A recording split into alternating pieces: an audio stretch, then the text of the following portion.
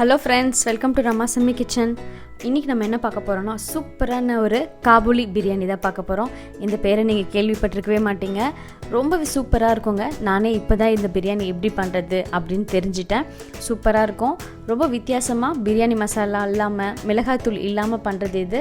கண்டிப்பாக மிஸ் பண்ணாதீங்க. வாங்க இப்போ தேவையான பொருட்கள் பார்க்கலாம். ஃபஸ்ட்டு ஒரு 50 ml நெய் எடுத்திருக்கேன். 2 டேபிள் ஸ்பூன் அளவுக்கு எண்ணெய் எடுத்திருக்கேன்.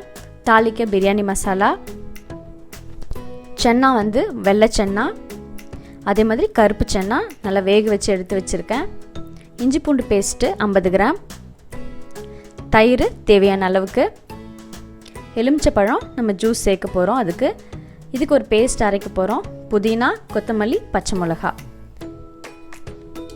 வெங்காயம் ஒரு 1/4 கிலோ நைஸாக கட் பண்ணி வச்சுருக்கேன்.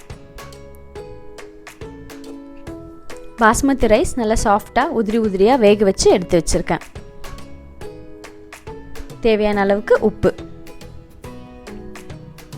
இப்போ ஃபஸ்ட்டு மிக்ஸி கப்பில் இப்போ இந்த பிரியாணிக்கு நம்ம ஒரு பேஸ்ட் அரைக்க போகிறோம். எடுத்து வச்ச கொத்தமல்லி, புதினா, பச்சை மிளகா உங்கள் காரத்துக்கு தகுந்த மாதிரி சேர்த்துக்கோங்க. இப்போ இது நல்ல ஒரு பேஸ்ட் மாதிரி நம்ம அரைச்சி எடுத்துக்கலாம்.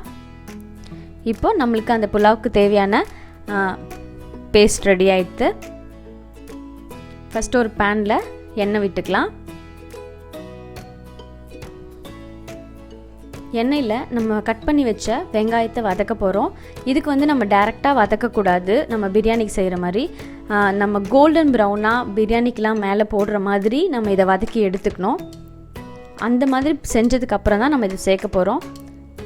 இப்போ ஓரளவுக்கு வதங்கியிருக்கு. இன்னும் கொஞ்சம் நேரம் வதங்கட்டும். சூப்பராக இப்போது நல்லா க்ரன்ச்சியாக ஓரளவுக்கு நல்லா வந்துடுச்சு. இன்னும் இந்த சூட்லேயே உங்களுக்கு இன்னும் க்ரன்ச்சியாக மாறிடும். இப்போ நான் கேஸ் ஆஃப் பண்ணிடுறேன். குக்கர் வச்சுக்கலாம். குக்கரில் 50 ml நெய் சேர்த்துக்கலாம்.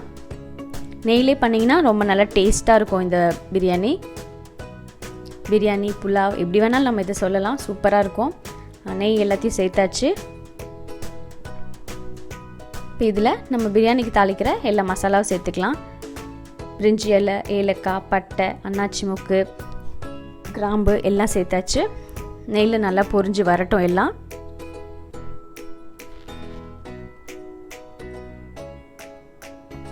இப்போ இதில் நம்ம அரைச்சி வச்ச இஞ்சி பூண்டு பேஸ்ட் சேர்த்துக்கலாம்.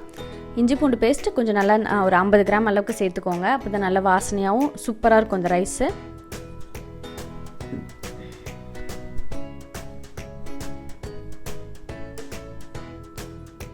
இஞ்சி பூண்டு பேஸ்ட் சேர்த்ததுக்கப்புறம் தொடர்ந்து கலரிட்டே இருங்க. ஏன்னா நம்ம வெங்காயமே சேர்க்கல, டக்குன்னு அடி பிடிச்சிரும். நல்லா கலந்துட்டே இருங்க. அதோட பச்சை வாசனை போனதுக்கப்புறம் நான் ஒரு ஃப்ளேவருக்காக ஒரே ஒரு பச்சை மிளகா சேர்க்குறேன். நீங்கள் 2-3 கூட உங்கள் காரத்துக்கு தகுந்த மாதிரி சேர்த்துக்கலாம். இப்போ இதில் வேக வச்ச கருப்பு சென்னா சேர்த்துக்கலாம். அது கூடவே வேக வச்ச வெள்ளை சென்னாவும் சேர்த்துக்கலாம். கொஞ்சமாக உப்பு போட்டு கொஞ்சம் சாஃப்டாக வேக வச்சு எடுத்துக்கோங்க.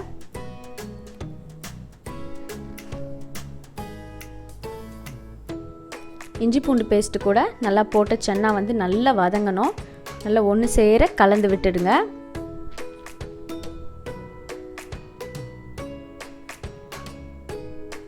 இப்போ இது கூடவே நம்ம நல்லா ஃப்ரை பண்ணி வச்ச ஆனியனை இதில் சேர்த்துக்கலாம். ஆனியன் சேர்த்துட்டு நல்லா அதையும் நல்லா கலந்துக்கலாம்.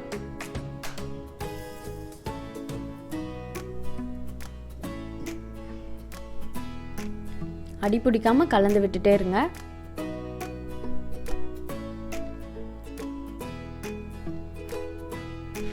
இப்போ நல்லா வதங்கினதுக்கு அப்புறமா நம்ம புதினா, பச்சை மிளகா, கொத்தமல்லி அரைச்ச பேஸ்ட்டை இப்போ இதில் சேர்த்துக்கலாம்.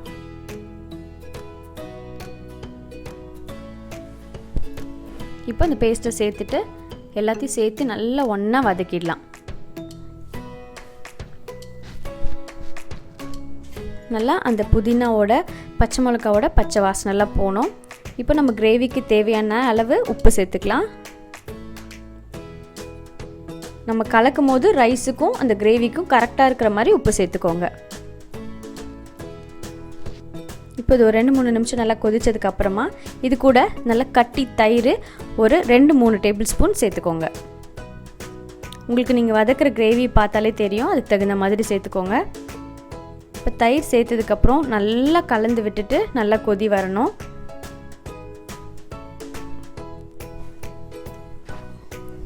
இப்போது தயிர் சேர்த்ததுக்கப்புறம் பாருங்கள் எண்ணெய் பிரிஞ்சு சூப்பராக வந்துடுச்சு. கரெக்டாக நம்ம கிரேவி ரெடி ஆகிடுது. இப்போ இதில் நம்ம வேக வச்சு எடுத்த பாஸ்மதி ரைஸை போட்டுடலாம்.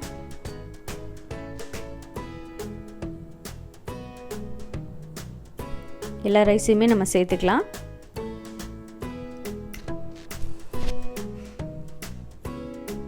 இப்போ ரைஸ் சேர்த்ததுக்கப்புறம் இது மேலே கொத்தமல்லி தழை சேர்த்துடலாம்.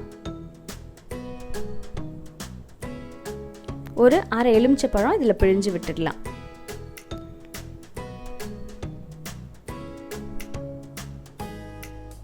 இது கூடவே இப்போ நம்ம ஒரு நல்ல ஃப்ளேவருக்காக 1 டேபிள் ஸ்பூன் அளவுக்கு நெய் விட்டுடலாம்.